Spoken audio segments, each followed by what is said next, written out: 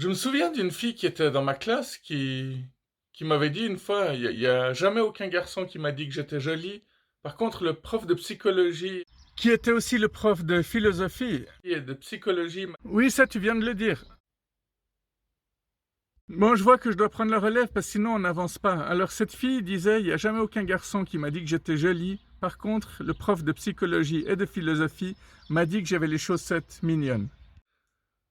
Alors voilà, ce que j'appréciais beaucoup chez cette fille, c'est qu'elle prenait tout bien en fait. Elle se vexait jamais.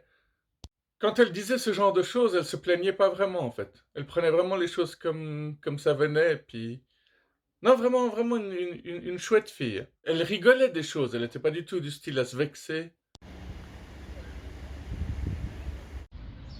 Aujourd'hui, je voulais aller au supermarché, mais il y avait une mendiante qui se trouvait devant, et alors du coup, elle m'a fait économiser de l'argent, et puis je suis pas allé. Non mais c'est vrai, ils ont un tel regard que ça nous donne envie de nous juger nous-mêmes en fait. Ça te force à culpabiliser. Ouais, ouais, ils font très très bien leur coup, hein. Déjà, les mendiants, ils te font leur petit sourire, là, pour t'amadouer.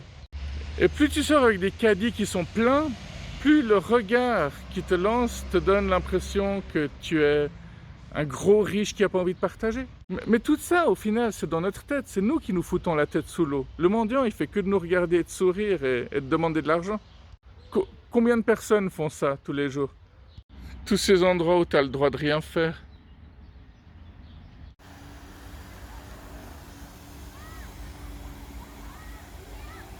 J'étais dans le Leb. Ouais, voilà, très bien. Il est très bien ce monteur. Il y a une fille qui a demandé à un mec, tu préfères les grandes filles ou les petites filles? Et le mec a répondu, moi je préfère les hommes. La pauvre, en plus elle s'était toute pomponnée et tout, quoi, toute jolie. Putain, il y a la lumière qui s'est éteinte, quoi. Toujours en parlant des médecins, vous avez remarqué que quand vous arrivez 5 minutes en retard, vous vous faites engueuler comme du poisson pourri, alors que eux, ils peuvent facilement avoir une demi-heure de retard, quoi. Et là, personne dit rien, quoi. Sur l'autoroute, c'est marqué respecter les distances, plus il y a de distance, plus il y a de sécurité, donc... Mais c'est pas possible. Il y a des gens qui sonnent à ma porte, qui m'empêchent de faire des vidéos. C'est un complot. Donc, je disais donc, sur l'autoroute, ils disent respecter les distances de sécurité. Même là, ils peuvent pas s'empêcher de parler du corona, quoi. Tu sais, il y a des personnes âgées, quand ils voient ta voiture arriver, ils te font signe de ralentissez, ralentissez, alors que tu es déjà à 30 km/h. Ils voudraient quoi? Que tu sois à 10 km/h partout, ou bien? Non mais en soi, si la personne est âgée, c'est pas un problème. Mais si la personne est une bourgeoise et que c'est une véritable snob, là, les problèmes commencent, ouais. Ça rajoute du fil à retordre parce qu'ils se rendent pas compte que tu fais déjà attention.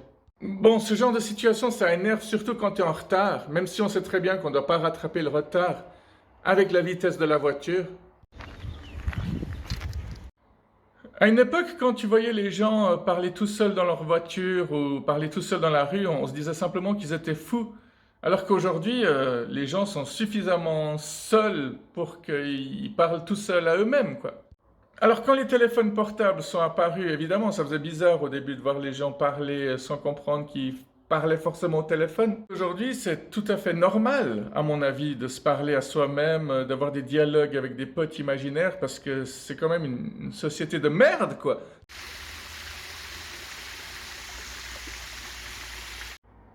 Tu sais, c'est assez marrant quand il y a un motard qui te colle au cul, qui te montre bien qu'il est pressé, puis que dès qu'il a la petite occasion de te dépasser, bah, il le fait. Là, un truc que j'adore faire, c'est moi de le tracer, de filer à ses trousses, de le coller. J'ai presque envie de faire les phares et de klaxonner dans ces moments-là. Et c'est dommage qu'ils ont un casque, parce que j'adorais voir leurs expressions dans ces moments-là, tu vois. Et dès qu'il s'arrête à un feu rouge, tu te demandes si ça valait vraiment la peine qu'il fasse tout ce cirque. À ce moment-là, tu as vraiment envie de sortir ta voiture, d'aller vers lui, de lui péter dessus. Ah, c'est pas grave, de toute manière, il sent rien, il a un casque, quoi. Si on voyait leur gueule à travers leur casque, on se marrait 2 fois plus. Ce serait presque aussi jouissif que la chasse, la traque elle-même, hein, lui coller au cul, se lancer à ses trousses.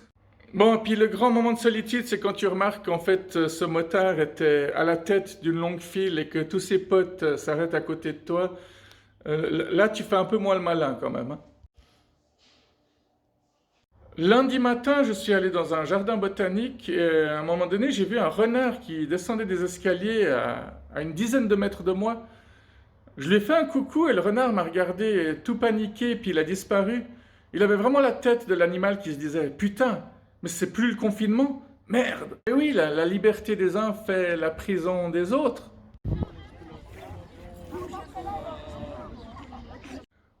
Je me demande parfois à quel point la société va se détraquer à force de s'ouvrir.